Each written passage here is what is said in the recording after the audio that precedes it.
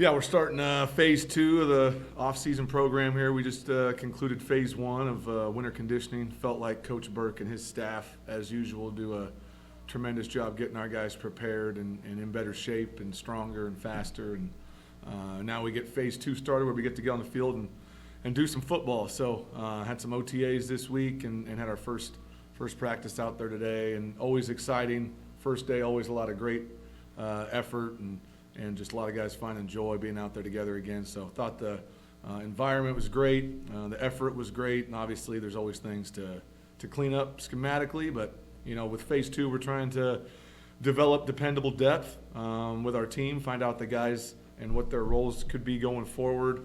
We're looking to create a competitive atmosphere with competitive practices and see how guys compete. And then we're looking for mastery, mastery of our craft, mastery of our schemes. If we can get those 3 things done in phase 2, then feel good going into phase 3. Yeah, we had some guys leave at the end of the season. Feel really good about the room right now. Love the 3 guys we have. Excited about the incoming freshmen that'll be joining.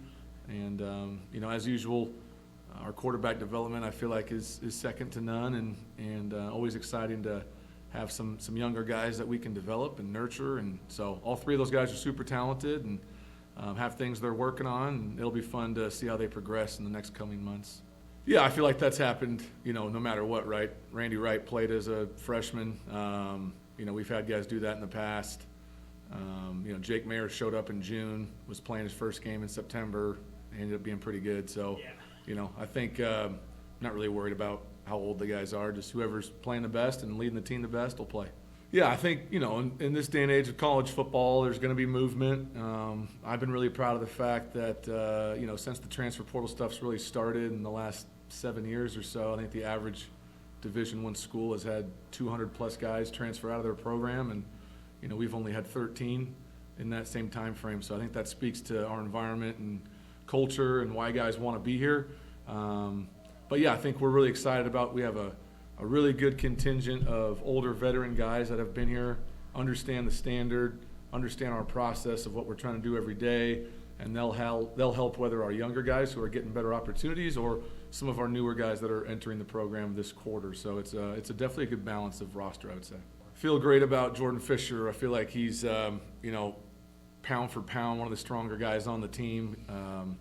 He just looks like a different guy this year, confidence-wise, leadership-wise. Expect him to be definitely a guy at the tip of the spear. Excited about Boogie coming in from Weber State. He's a really talented dude, but has really entered the program with a great mindset. Guys like Mateo behind them that we can always count on Mateo to do things the right way. Kai, Asia. So we got a great group there up front to lead those guys in the run game, and definitely should be a strength. I think one of the things we, try to focus on for them is it's not just words. Obviously it's something that we say a lot, or you might read on a board or, somewhere on top of a building. But truth is, you got to exhibit that every single day. We demand that they take the field with joy and that they're grateful and joyful for any opportunity they have to be together. And so I think always day one, there's a large amount of excitement and a lot of juice. And, what does that look like? Practice 8, practice 9, practice 10. I think the really good programs, it sustains over a long period of time. But, I'm hopeful that our guys can see what that does for them personally. And it is always the best thing when you get to see it and feel it instead of just say it. Yeah, it's usually, I would say, just competitive. Year to year is always going to be a little bit different.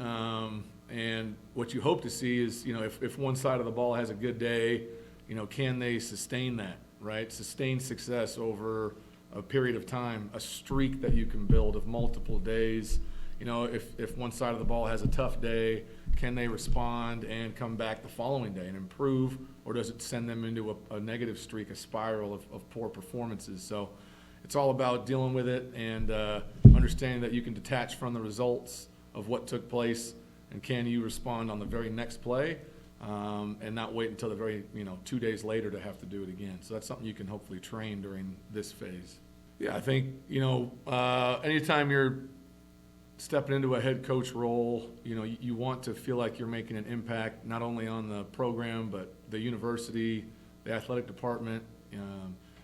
One of the big reasons why this felt like the right decision for Christine and I and the boys is, we really do love Davis, and it's not just a job to us. It really is, a way of life and a calling.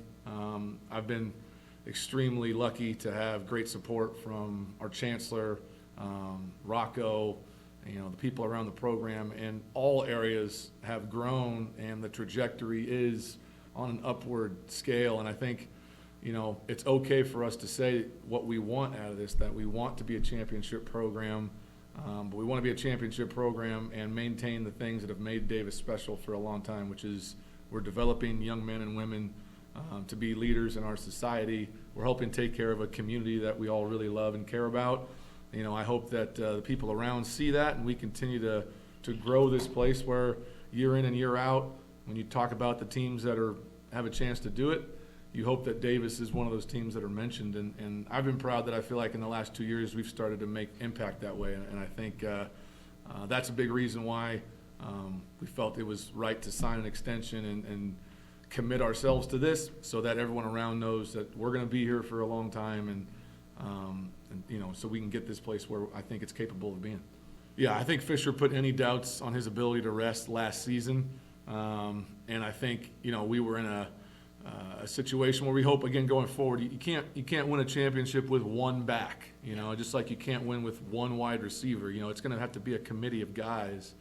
But anyone doubting Fisher's ability doesn't have eyeballs. I mean, he's a guy that has full trust of our coaching staff, his teammates. As good as last season was, just watching him through phase one and now even today, he's a special player, special young man. Again, part of a group of guys that nowadays, a lot of programs, they would have left to go earn some money at other places. He's part of a special group of guys led by Sam that, they want to be here. They want to graduate from Davis, and that means a lot to me. Hope it should mean a lot to the people around the program too. Yeah, I think that just comes from, our standard of what we have here is that we are a team. It's for the boys. And, there's two ways of looking at things. We talked about this morning. When I look at someone's cup, right, and I see that cup, am I looking to see if I have more than them, or am I looking to see if they have enough in their cup, right? And that's an example of Zaire not trying to measure himself against his teammate. He's looking to see what can he add to that guy's cup, right? He doesn't have enough in there. I need to help him. And, if we have that type of mentality, everyone will improve. And if guys get through phase two and they were better than when it started, then we have a chance to have a successful team. Robert Beverly is a really exciting prospect for us, one of the better prospects we've brought in an offensive line in a long time. The fact that he's early enrolled is awesome. He's got a fantastic future. And you're going to have tough days when you're a young kid, but again, it's how you respond. How do you bounce back? He had some great moments today too, and we're really excited about him.